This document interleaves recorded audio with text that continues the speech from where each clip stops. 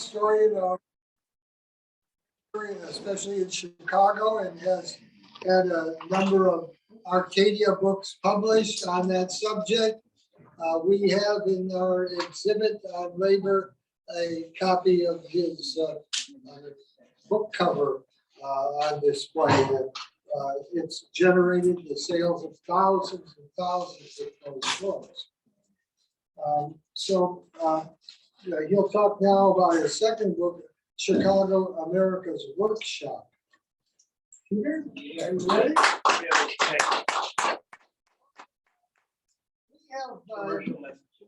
We have played around with the idea of banning all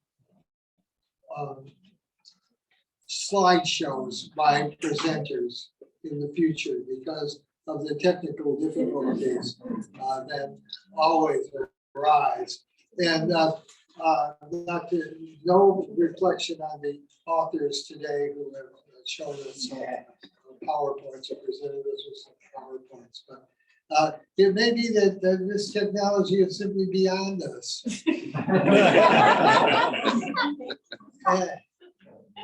and it has to be installed firstly. I want to remind you again that at the end of everything, we will go over to the library room and do the call. So you got to stay for that because you never know, the book will change your life. Hey, are there any questions or comments? We have also, I want to tell you about the exhibits. We have an exhibit on the history of Italians in Chicago in the room above this. We have a splendid art exhibit in the other wing of the building on the second floor. Also on the second floor is the Sicilian Museum and the Calabrian Museum. On the third floor, we have a 1:100 model of the Vatican that is a remarkable work of art and is worth it's worth the effort to get upstairs to the third floor. You're close to heaven and you're close to the Vatican Museum. In addition to that, we have a museum dedicated to Bishop Scalabrini. Does anybody know who Bishop Scalabrini was? Okay, who was he? Okay, he's the first guy to figure out that the priests were not going with the immigrants. Why should they? They were in pretty good shape in Italy. Why should they migrate? And in the 1880s, he decided to form an order of priests dedicated to following the immigrants and maintaining their language and their culture and their Catholicism. From where? Where do you come from? Piacenza. And well, that's another thing. He attracted priests from the north almost exclusively. And they got sent to places like Chicago where the number of Sicilians was really grand. And I remember reading letters to them, letters that the priests wrote back in 1910. I don't know if I could survive this working with these savage people. And they usually said it in a more diplomatically. I'm not worthy. God has not really chosen me to work with these people. But I think we're going to have to move on. .com and forget about it. That's it. I'll stand in. Speak up. Thank you for waiting. And this is a big premiere for me to talk about work, labor, and Italians. My name is Peter Pero, and Arcadia just released this book on Chicago, America's Workshop. And I think you'll see places to work along the way today as I take you through these, what shall I say, outcuts. What is that in video? They talk about outcuts or cutouts. Or outtakes. Thank you for that. Yeah, thanks for the privilege. Outtakes, thank you. Graham, we'll start with something almost everyone knows and many, many immigrants work through, and that is the stockyards south of Bridgeport in Chicago. Not just Italians, but Poles, Ukrainians, and so many immigrant groups, beginning with Civil War to about 1970 when the city took it down.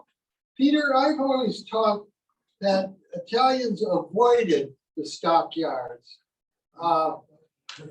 I don't, is that jive with what your research? I'm finding that Italians in Bridgeport could walk to work or take a streetcar, so it was very convenient to work at the yards. And even today, there are a couple specialty houses that cut meat, Provini veal, I found, and a couple specialty houses that cut and give cuts to high-end restaurants. So it still seems to be going on. Let's take a look. That's the arch as it is today, not just Daniel Burnham's arch of stone on Halsted, but if you go back and take the time to go back close to Ashland, this is the gate you'll see today. Not for driving lamb or beef through the stockyard gate of old, but for driving truck through the yards and delivering refrigerated meat. Go ahead. Another big employer, and Italians as well, is International Harvester, started as McCormick Works. That was in an area very close to the Oakley Avenue community, if you've seen the second Little Italy in Chicago. Not far from Stockyards, actually, is the Oakley Avenue community, and many Italians walked from there to International Harvester, today called Navistar, and is pretty far out in the suburbs, and I understand they're in trouble. It may be the end of an era for making tractors, starting with Colonel McCormick, Robert. Go ahead. Oh, this is the yards closer to Little Italy on Western Avenue. It was enormous. It was bigger than a shopping mall. It was a sort of city within our city. Payroll in various departments and slaughterhouses. And there it is. I mean, let me go back to Tractor Works, a city within our city. Blocks and blocks. Now it's a big truck yard, no longer International Harvester. Go ahead. Talk about clothing, the clothing industry or haberdashery. Italians were a big force. And someone mentioned Hart Scheffner and Marx this afternoon, having parents who worked there or grandparents who worked there. I think it was Tony. Yes, Tony Romano. I got these shots from the Amalgamated Workers Union on Ashland Street, and they still have an archive of black and whites. Where's Hart Scheffner today? Yeah, this is it, high-end condominiums. No more tailoring, but grand open spaces for windows, because in needlework, you needed that light, precious light for your work. Now it's called, Needlepoint Apartments. That's what's happened. They got a logo and everything on it. And they're stationary and really glam. Another area with an Italian participation is shoe work, peddlers. This one was at the old Florsheim Works, and I was able to get a photo on that. Lots of light. And in the 1930s, they designed factories with that in mind, finally, not like Hart Scheffner, but in the 1930s, this was state of the art for a worker's environment. Go ahead. That's all that's left of Florsheim. I was able to find this as an outbuilding on Belmont Street to the north. So that's really post-war production for Florsheim. Now, of course, it's Florsheim condominium. There it is. You can see, I hope, the engraving. Yeah, an important business led by an Italian. Maybe you can help me with that Antonio name. Bassi. Passi. Antonio Bassi. Antonio. Radio Fire. Almost 100 years, is 100 years. 1917. Yeah, just had their 100th birthday anniversary and still making wagons, most out of plastic, not the old sturdy metal. But I think this is 2 stories high almost. So kids can get under there and look at it and have a lot of fun. It's a real eye catcher on the north side. Yeah, Antonio's a real founder of this. So there's the banner. It's been up there forever. You can tell 2017, since 2017, 5 years of it. I want to point out a major force that still exists since World War II, and that is Motorola. Yeah.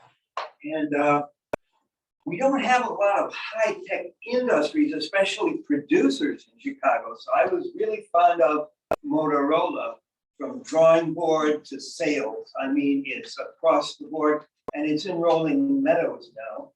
1920 to 2020, wrong company. 1942 to the present is about 80 years in production, starting by making walkie-talkies for GIs in World War II. From walkie-talkies to smartphones, that's a tremendous generational switch in industry. You know, usually you make the same thing and you live off that for years and decades. This is a real gestation. I think we can move to their current product. I used to call them the razor phones. For about 10 years, they held the market in that. Now they've got a tough run up against Samsung, of course, the Apple products, LG, and LG couldn't even hold up. The Koreans left the market. So that's how tough and competitive the cell phone market is today. And I'm proud that Motorola, a Chicago player, can stay in the game. Where do we go next? Another industry. Can you guess it? Yeah, Ricky. Right, started in topography and moved to phones. Tremendous growth. Western Electric. Oh, which they provided work for everybody. Eastern Europeans. Everybody. Of course, Italians. You can take what was the streetcar line at that time? You could take the blue line to Cicero. You could, without a car, get to work, employing thousands of immigrants. And from switchboard operator to now Western Electric, which was taken over by AT&T. You can hardly keep up with the morphing that goes on in these industries phase after phase after buyout. Let's see some current, not current, but around the 50s, early 60s, talked mom into the idea of speaking in the kitchen. A wall phone, oh my God, wonderful product. And you get it at They always wore an the apron. So I can remember at 12 talking to my grandma on a party line phone. Is this you, Grandma? I don't recognize the lady. Oh, that's me, Peter. So another old line industry that I'm proud that survived as long as it did. AT&T in partnership now with AT&T in partnership with the old Western Electric. And Bell Lab was another key player in the corporate hand of Western Electric. We've got more than salt. When it rains, it pours. And as far as I can go back, it's Civil War times for Morton salt. I mean, you salt beef in those times, and you preserve with salt. So it was really necessary. Today, for health reasons, we want to get away from it. But an old line player from 1910 to the present, it's about 110 years in the field of same kind of product, more or less. I'm amazed they can survive. We've got next, Argo. Yeah, we could go back a step or forward a step because these are hard to see. Sure, the cornstarch people. They've got labs in Summit. They do their homework and they truck out piles and tons of cornstarch. Still, yet. It's amazing to me they survive quite profitably on cornstarch. Well, it's necessary. We have an Italian business coming up. Toronto bakeries. Oh, yeah. We all know the bread is wonderful. And I put Toronto in, it's small, yet it's regional. They're a regional force clear down to St. Louis in distribution. So I put them on the list. I thought that was a lot of reach and a Midwestern favorite. So I put them in the mix. With this mix, I asked myself two things when I had to do the research. And that is, was it born in Chicago? And is the product still a household word, a national brand? That puts you in the upper ranks of productivity. Oh, there are lots of local things, Freddy's beef or Bona beef. That won't become a national product unless a lot of money is spent and a lot of people hear your message. So I was able to count about 40 to 50 companies still in Chicago and still national names. Some are Italian, some are every ethnicity, all work their behinds off, you know, to be where they are today. So I came out with about 102 pages. And I had to search archives for a couple of years, and I came up with color reproductions, and black and white. In the case of Motorola, in the case of many of them. I tried to do a then and now story. Then and now, then in sepia or black and white, and now, of course, in color. So these are up here for you to glance or Google when you get home. I'll mention a couple more. McDonald's, how could I forget? McDonald's, 1957. First, let's speed ahead of this. Let's be close. Go past this coffee shop and go past that. McDonald's. Hamburger. Right, we still got it. McDonald's, 1957, right here, the drive-in. I'm sure many of you spent nights as long as you could stay in that parking lot with a date or whatever, with the kids, and ordered up your food. And McDonald's outgrew that into so much more. Many outlets, 36 outlets in Chicago, in Chicagoland, in Chicago, no, in the city boundary. And this one's in Des Plaines. You have a question, CJ? No? Oh, that's in a car. Goodness. All right. McDonald's is a good one to end with. I found, not to be left out, Sears and Wards, of course, Kaputnik. Because I blame them for not riding the wave in e-commerce. They were so close with the catalogs, weren't they? And the catalog stores. And they don't have to be brick and mortar today, but they quit too soon. By the 90s, it was the end of the road for Wards and Sears. Now we got Amazon. Did it a lot better, did it faster, did it for less. So on and on.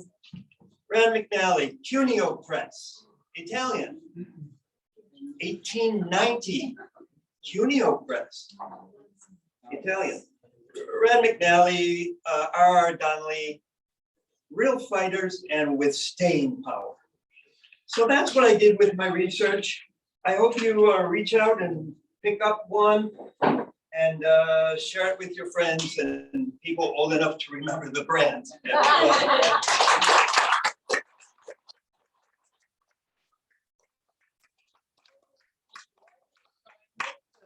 The story of Passim Radio Flyer Oh, yeah. and the story of Cuneo Press would be good books to add to the history of Italians in Chicago. Our next speaker